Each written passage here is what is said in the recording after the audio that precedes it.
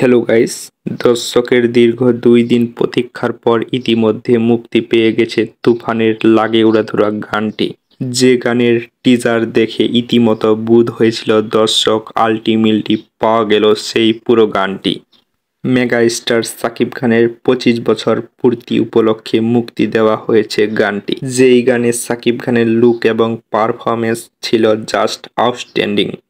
তুমি কোন শহরের মাইয়া গো, লাগে উড়াধুরা, তুমি কোন শহরের মাইয়া গো। মিমি এর আগে কোনো যৌথ প্রযোজনায় ছবিতে বাংলাদেশে অভিনয় করেনি। যেহেতু এটাই তার অভিষেক চলচ্চিত্র, সেহেতু সাকিব খানের সাথে পর্দায় প্রথমবারের মতো একটি ফেস জুটির দেখা মিলল।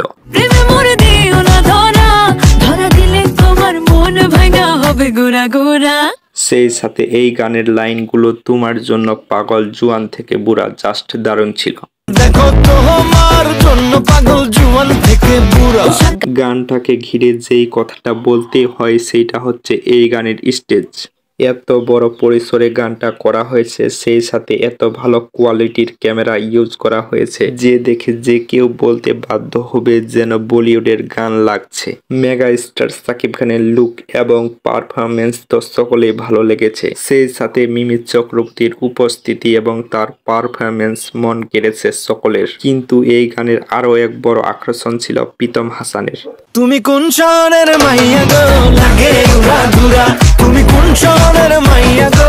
তিনজনকে দেখতে তো ভালোই লেগেছে, সেই সাথে তিনি গানটা যতখানি ভালো গেয়েছেন ততখানি ভালো কম্পোজ করেছেন। কিন্তু এই গানে রাহিয়ান রাফি প্রীতমের যে উপস্থিতি রেখেছেন, এই কারণে এর মাধ্যমে প্রীতমের যে একটা আলাদা অডিয়েন্স আছে সেইটাকেও যুক্ত করেছেন রাহিয়ান রাফি এই গানে। কিন্তু আমার কাছে সবচেয়ে ভালো লেগেছে লাস্টে রাহিয়ান রাফিকে দেখে। তার উপস্থিতি কিন্তু আমরা কেউ কল্পনাও করি নাই। তার লাস্টে কাট বলাটা কিন্তু দারুণ ছিল। ওকে কাট। তবে গানে উড়াধুরা নিয়ে যেটা বড় কন্ট্রোভার্সি ছিল, এই গানটা মরার কোকিলের গানের নকল, সেটা কিন্তু গান মুক্তি পাওয়ার সাথে সাথে উড়ে গিয়েছে। কারণ গানটা শুনেই বোঝা যাচ্ছে পুরা গানটা ইউনিকভাবে বানানো হয়েছে।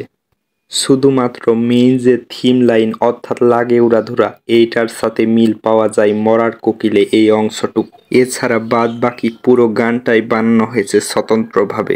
যাই হোক, এই গানকে ঘিরে দর্শকের একটাই কথা, সেটা হচ্ছে 45+ সাকিব খানকেও এই গানে যেন 25 বছরের যুবক লেগেছে।